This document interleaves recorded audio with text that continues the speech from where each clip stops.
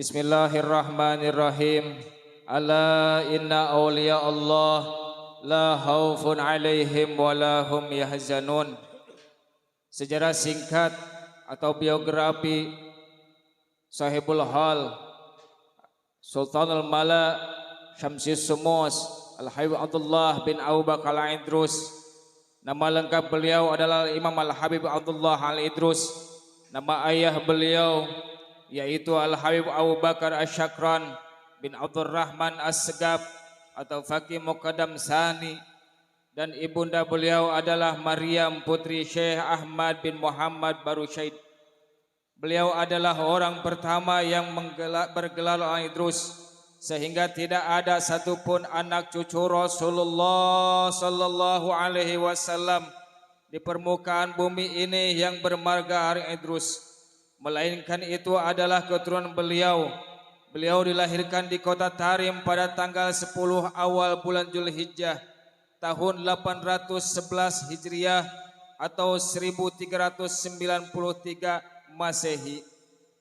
Kakek beliau merasa senang dengan kelahirannya Al-Habib Abdullah bin Abu Bakar Al-Idrus, dan kelahirannya juga telah dikasyaf atau diketahui oleh kakek beliau, yaitu Al-Habib Al-Imam Abdurrahman As-Segaf atau Faqih Muqaddam Sani.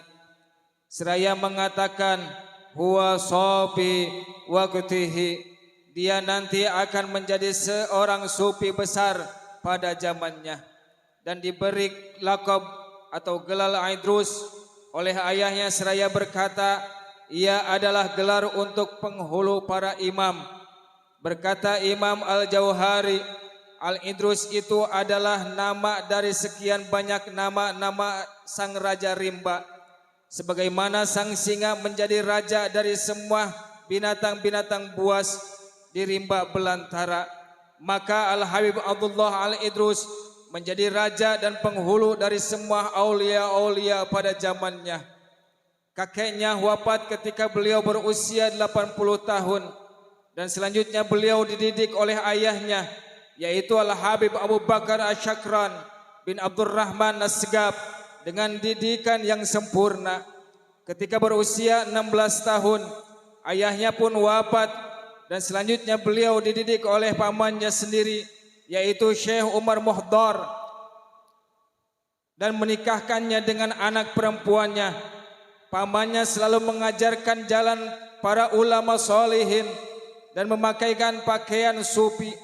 Al-Habib Abdullah berkata, saya diajari oleh pamanku tentang rahasia nama-nama Allah Subhanahu wa ta'ala, dan saya belajar pula kepadanya ilmu-ilmu hitungan. Beliau belajar Al-Quran kepada Syekh Muhammad bin Umar Ba'alawi, belajar fikih kepada Al-Faqih Sa'ad bin Ubaidillah bin Abi Ubaid, Syekh Abdullah Barahwah, Al-Faqih Abdullah Bagusir, Al-Faqih Ali bin Muhammad bin Abi Amar. Al-Habib Abdullah bin Abu Bakar Idrus mulai bermujahadah ketika berusia 6 tahun. Beliau sangat takut kepada Allah Subhanahu wa ta'ala dan sangat tawadhu. Beliau tidak pernah merasa dirinya lebih baik dari siapapun makhluk Allah Subhanahu wa ta'ala, bahkan ke binatang sekalipun. Beliau senantiasa bersujud di tanah karena merendahkan dirinya di hadapan Allah Subhanahu wa ta'ala, dan beliau selalu membawa sendiri keperluannya dari pasar dan tidak mengizinkan seorang pun membawakannya, dan senantiasa duduk di tempat yang rendah, dan senantiasa berjalan kaki di tempat-tempat jauh, dan kerap kali meminum air hujan.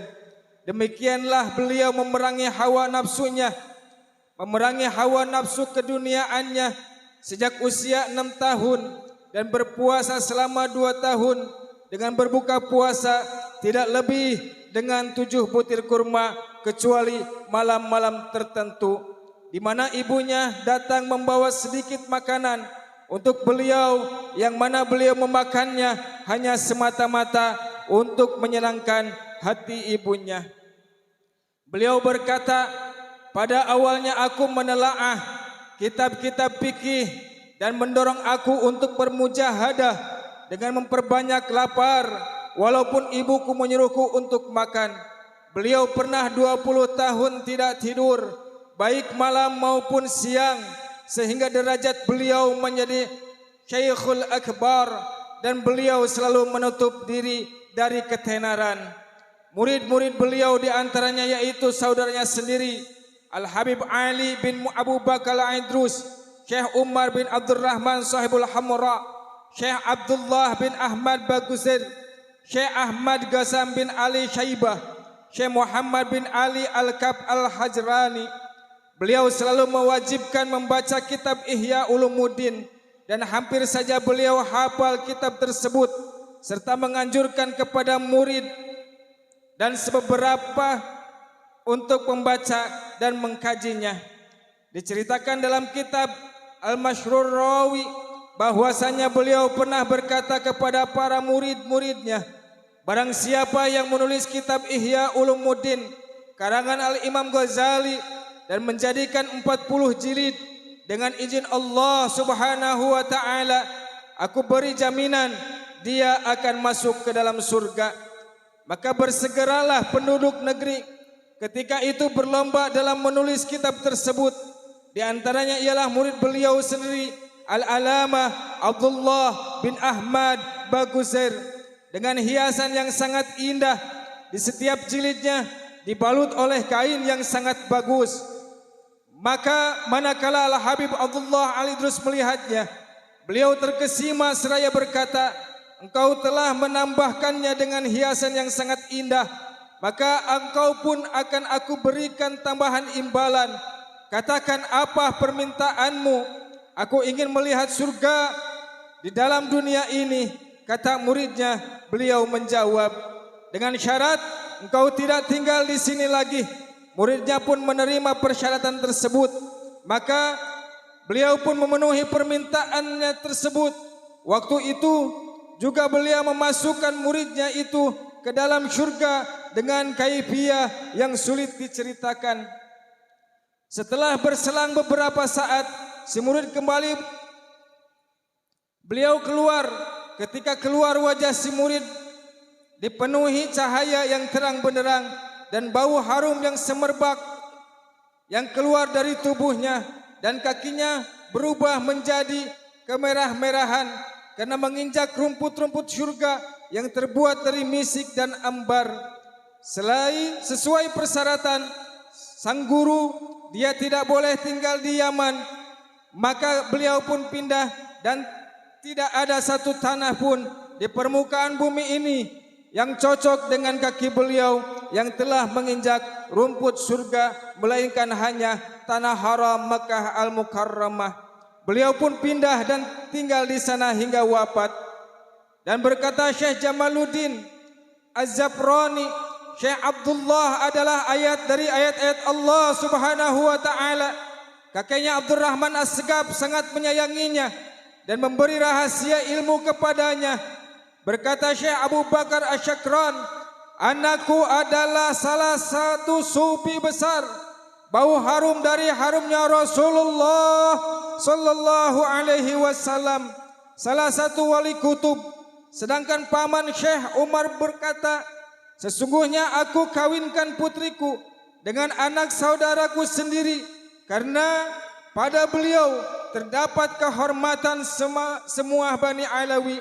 Beliau telah menjadi wali kutub pada usia 7 tahun. Imam Abdullah menginfakkan hartanya untuk kaum fuqara dan masakin. Sangat tawadu terhadap para penguasa dan lemah lembut perkataannya. Berkata Syekh Ijuddin bin Abi Salam, tidak ada seorang pun yang karamatnya sama dengan Maqam Al-Kutub Ar-Rabbani Syekh Abdul Qadir Jailani, kecuali Syekh Abi Hasan Asyadili dan Syekh Abdullah bin Abu Bakar Al-Idrus. Di antara karamatnya beliau adalah beliau dapat berbicara dengan orang yang telah meninggal dunia, berjalan di atas air, berbicara dengan bahasa hewan, doanya mustajab seketika, melihat sesuatu yang sangat jauh hanya dengan membalikan telapak tangan atau membalikan hijab. Dengan melihatnya manusia yang mempunyai sifat seperti binatang sebagaimana wujud aslinya.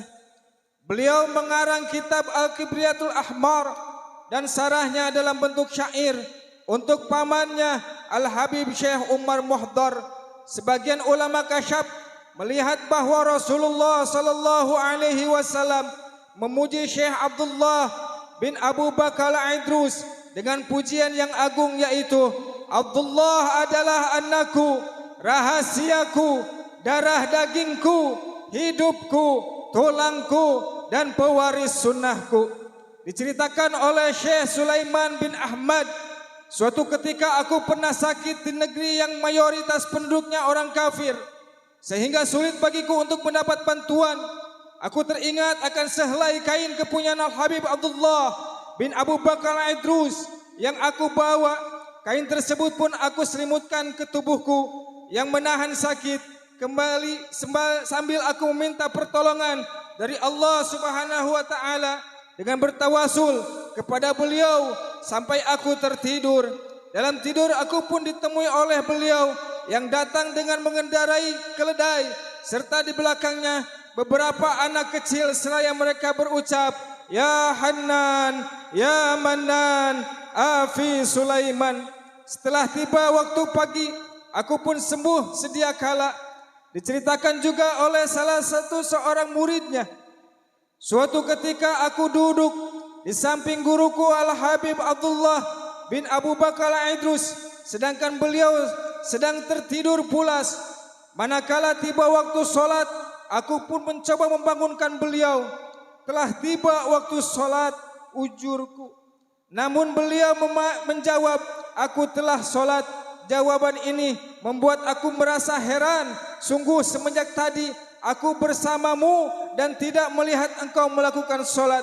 Kataku, beliau menjawab, aku menjadi imam dalam sholat berjamaah di masjid. Jawaban beliau membuat muridnya makin heran.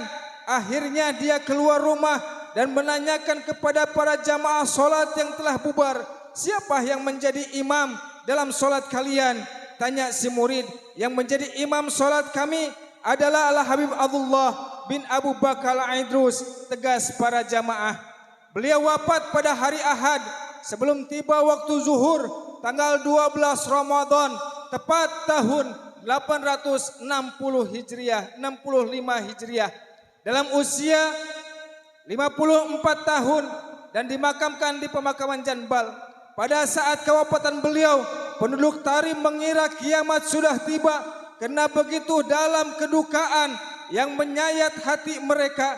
Di antara karangan beliau yang terkenal adalah Ratibul Idrus. Adapun keutamaan Ratibul Idrus, amalan ini sangat banyak. Di antaranya adalah barang siapa yang membacanya setiap selesai sholat subuh dan maghrib, segala niat dan hajatnya akan segera dikabul oleh Allah Subhanahu wa taala. Dia akan diberikan ketenangan dalam jiwanya, kemudahan dalam mencari ilmu, dan diluaskan rezekinya.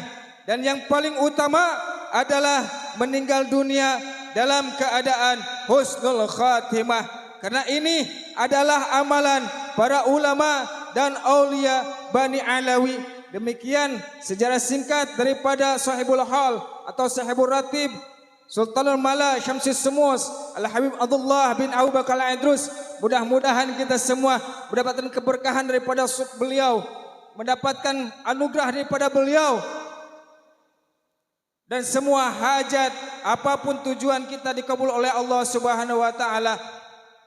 Wassalamualaikum warahmatullahi wabarakatuh.